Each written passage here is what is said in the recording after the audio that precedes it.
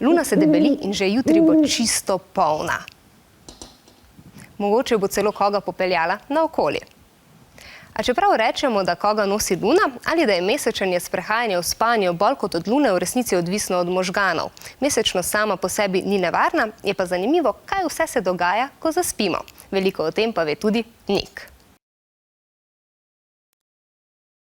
Po dobri uri spanja, ko 12-letni Nik trdno spi, se pojavi mesečnost. Včasih samo govori v spanju, spet drugič se sprehaja po sobi. Mene Luna nosi občasno.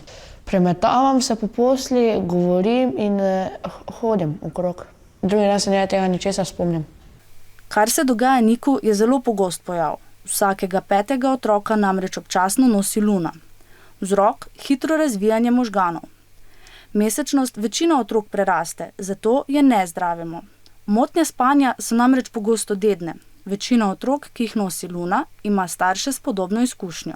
Kadar se dogaja v družini kaj, ali imamo kakšno potovanje, ali otroci kaj doživljajo, tudi jaz to doživljam, in sicer tako, da se včasih pogovarjam po noči, hodim v spanju, drug dan se ničesar ne spomnim, tudi ne vem, da se pogovarjam v spanju.